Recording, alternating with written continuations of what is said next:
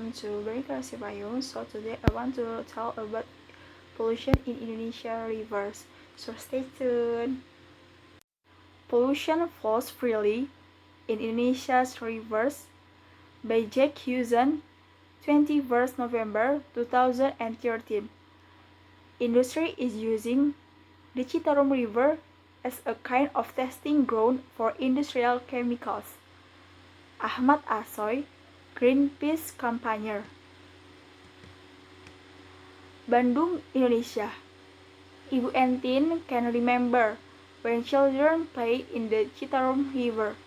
Growing up in the village of Majalaya, West Java, she was able to wash her clothes and bathe her younger sister in the water. But much has changed since her family moved here in 1973. The grey plastic thriving liquid that oozes past her community is now a drab reflection of her childhood memories. For the past 4 decades, Indonesia's lax pollution controls have allowed industries to discharge toxic waste into the Citarum with near impunity. West Java's inadequate waste disposal infrastructure has made the river the de facto dump site for its residents. Huge volumes of rubbish flow through its murky waters and accumulate in stinky piles along its banks. Pure sanitation means human waste flows into the river untreated, along with farm slurry and pesticides. Today, the Citarum and its surroundings are a wasteland.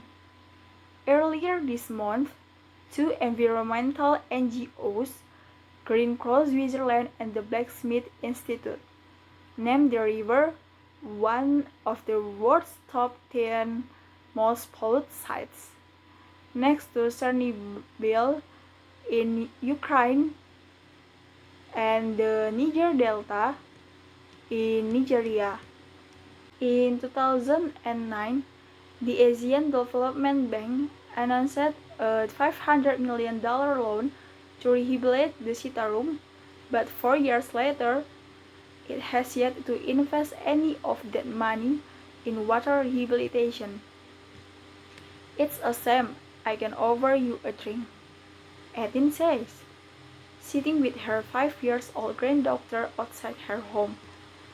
Since the 1970s, more than 800 textile factories have set up in and around Majalaya, earning it the moniker Dollar City.